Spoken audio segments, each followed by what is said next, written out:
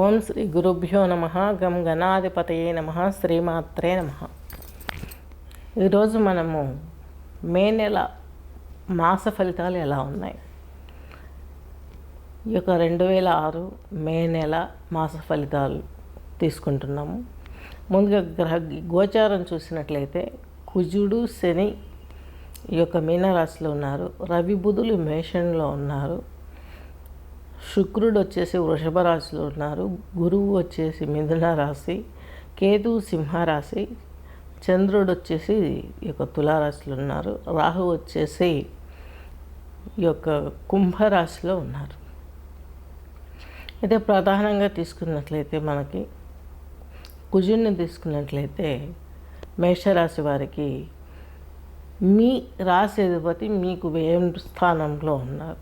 పైపెచ్చు మీకు ఈ యొక్క దశమ కోణాధిపత్యం ఉద్యోగ స్థానము, అలాగే భాగ్యస్థానాధిపతి అయినటువంటి శని మీకు మీనరాశిలో ఉన్నారు. కుజునితో కలిసిన శని భగవంతుడికి కుజునితో యొక్క వ్యతిరేక స్వభావం కలుగుతుంది. ఫైటింగ్ సెక్షన్ ఉంటుంది. కుజుడు ఎవరితో కలిసి ఉన్నా వ్యతిరేకంగా ఫైట్ చేసే మోటివేషన్లో ఉంటుంది. అలాంటి సిమ్టమ్స్ మీరు ఈ యొక్క నెలలో ఫేస్ చేస్తారు. అలాగే కుజుడు వచ్చేసి మీకు 11వ తేదీ మేషంలోకి వస్తాడు. అప్పుడు మీకు కుజుడు తన స్వక్షేత్రమైనటువంటి మేషరాశిలోకి వస్తారు. తద్మూలకంగా తులారాశిని చూస్తాడు కుజుడు. అక్కడ రవి బుధులు కూడా తులారాశిని చూస్తున్నాయి, మీ సప్తమ క్షేత్రాన్ని చూస్తున్నాయి. దీని మూలంగా ఏమవుతుంది? నెక్స్ట్ వచ్చేసి వృశ్చిక రాశిని తీసుకున్నట్లయితే విశాఖ 1వ పాదము, అనురాధ 4, జ్యేష్ఠ 4 పాదాలు కలిపి వృశ్చిక రాశి కిందకి వస్తుంది. వృశ్చిక రాశి వారికి ద్వితీయాధిపతి పంచమాధిపతి అయినటువంటి బృహస్పతి మీకు మిథున రాశిలో అష్టమ స్థితిలో ఉన్నాడు. కాబట్టి సంతానానికి సంబంధించిన సమస్యలు, ఉద్యోగంలో కొంచెం ఇబ్బంది, హైయర్ ఎడ్యుకేషన్ చేసేవారికి ఎడ్యుకేషన్ వారికి కొన్ని డిఫెక్ట్లు జరిగే అవకాశాలు ఉన్నాయి. మీకు చేత కానటువంటి స్థితికి తీసుకెళ్తుంది అన్నమాట. ఈ ప్లానటరీ పొజిషన్ అలా ఉంది. 5వ ఇంట్లో శని కుజులు ఉన్నారు. శని 3వ ఇంటి అధిపతి, 4వ ఇంట్లో అధిపతి. కుజుడు శనికి ఇక్కడ వైరం పడుతుంది.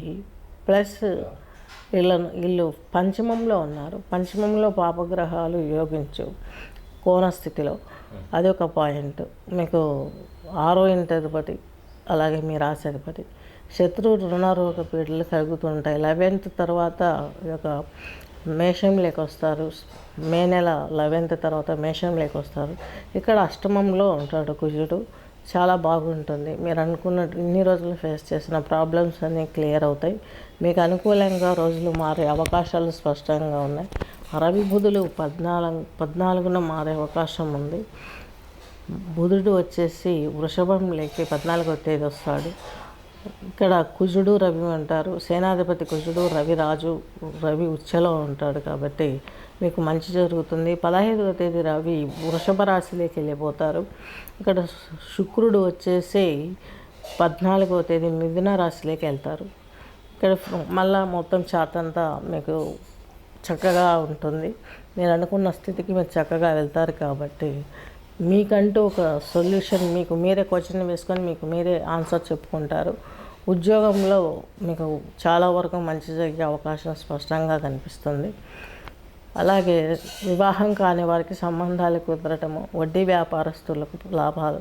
అంటే వీళ్ళు చాలా జాగ్రత్తగా తీసుకుంటారు, ఇవ్వగలుగుతారు, తీసుకోగలుగుతారు, నిఖచ్చితంగా ఉంటారు. కుజుడు కదా, అలాంటి వాళ్ళు. వీళ్ళ మాటలు కూడాను మీకు పెయిన్ఫుల్గా ఉంటాయి.